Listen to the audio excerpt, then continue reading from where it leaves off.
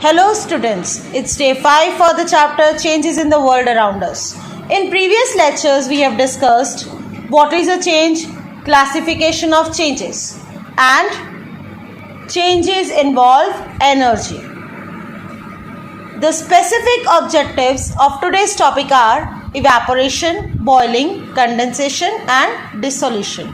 So open page number 32 of your chemistry textbooks. Now our first topic for today is evaporation. As you have already done this term in junior classes, evaporation is the process in which liquid changes to gaseous state. Liquid in the case of evaporation generally is water. Liquid changes to gaseous state on gaining heat or on absorbing heat at any temperature below its boiling point. At any temperature means evaporation can happen at any temperature. It doesn't need any fixed temperature to happen. Let's understand this with the help of an example. If I keep my wet clothes to dry up under the sun or when it is little cloudy, it can be noticed that the water from the wet clothes evaporate. That means the process of evaporation is taking place in both the cases, whether it's sunny or little cloudy. That is at any temperature. Now, next we are going to discuss is the process of boiling. Students, you must have seen boiling of water in the kitchen at your homes. Boiling is defined as the process in which liquid changes to gaseous state on gaining heat. On gaining heat means on absorbing heat at constant temperature. Liquid changes into gaseous state on gaining heat at constant temperature, which means that liquid when changed into gaseous state at constant temperature, then only it is the process of boiling. If it is happening at any temperature, then it is evaporation. And the fixed temperature at which liquid changes to gaseous state on gaining heat is called boiling point. Now next we are going to discuss is the process of condensation. Students, have you ever seen such kind of water droplets on the walls of a glass container or on a glass door?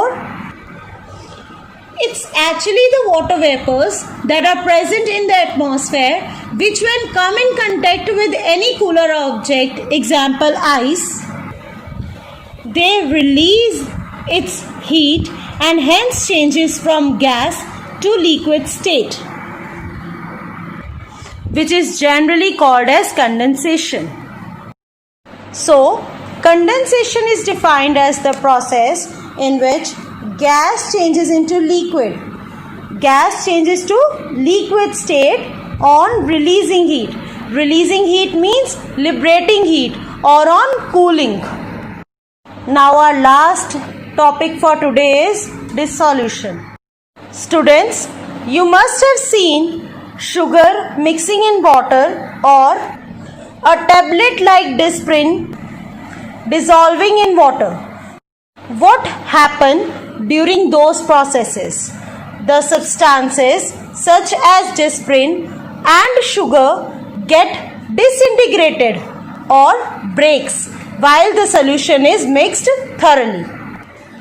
And this process of disintegration or dissolving of a mineral or compound into a solution is called dissolution. Dissolution is generally breaking. Now let's start with the reading of the chapter on page number 32. Evaporation. The process in which a liquid changes into vapor is known as evaporation. A liquid changes into vapor. Vapor is gaseous state. When heat is supplied to a liquid, the molecules start vibrating with increased speed. Students, whenever heat is being supplied to any substance, the temperature of that substance increases, and hence the molecules of that substance start vibrating. And the particles in the liquid move in all directions. Students, we know that liquid has the property to flow. So, when the molecules of the liquid are vibrating, they can move in all directions. This increase in amount of kinetic energy reduces the forces of attraction between the existing molecules. What is kinetic energy? Kinetic energy is defined as energy possessed by a body due to its motion. So here, when heat is being supplied to a liquid, the molecules of a liquid start vibrating, so they are in motion, so they possess kinetic energy. And due to that kinetic energy, the intermolecular forces of attraction between the molecules of a liquid reduces. And these molecules leave the surface and change into vapor state. Now next is effect of increasing temperature on evaporation. When temperature is increased, as already discussed, the particles gain more energy, more heat energy, begin to vibrate more rapidly. As a result, their tendency means ability to escape increases. So the rate of evaporation increases with the increase of temperature. Note, first, evaporation is a surface phenomena. It means that evaporation takes place only from the surface of the existing liquid. It does not take place throughout the liquid. It takes place only from the surface, only on the top surface of the existing liquid. Second, evaporation takes place at all temperatures. This point I have already discussed before by taking the example of evaporation of wet clothes under the sun or when it is little cloudy. Boiling. The constant temperature at which liquid changes to vapor is known as boiling point, and the phenomena is referred to as boiling. We have done the definition of boiling.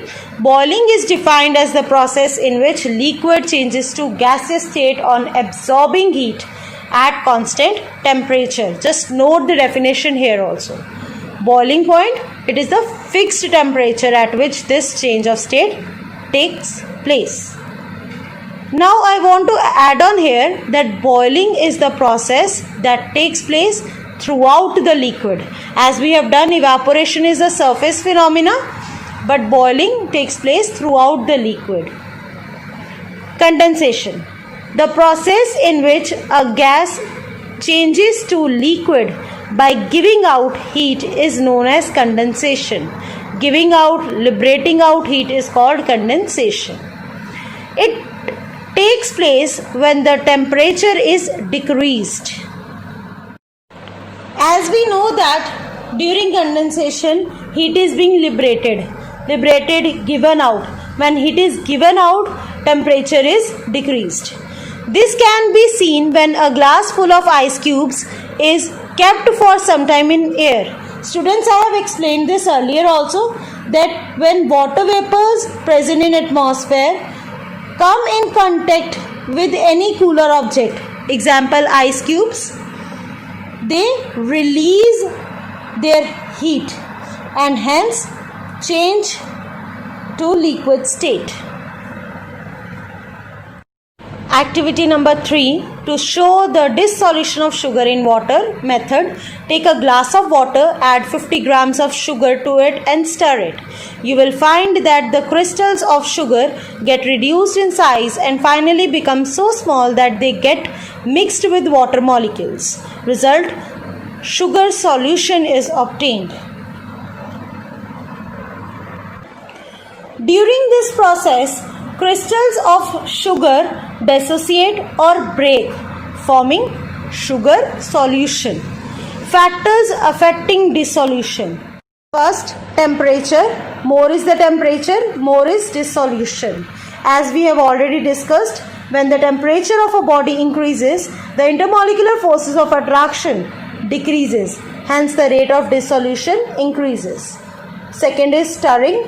Greater the stirring, more is the dissolution. More will be the dissociation. Third, concentration of solvent. More is the concentration of solvent, less is the dissolution. If I take 50 ml of water in a glass and add 1 tablespoon of salt in it, then salt, that is sodium chloride ions, will break or dissociate as they get mixed with water. But if I take 1 liter of water in a jug and add 1 tablespoon of salt in it, then also sodium chloride ions will break, but dissolution will be less as compared to 50 ml of water. So, more is the solvent, less will be the dissolution. Learning outcomes of today's topic are evaporation, effect of increasing temperature on evaporation, boiling, condensation, dissolution and factors affecting dissolution.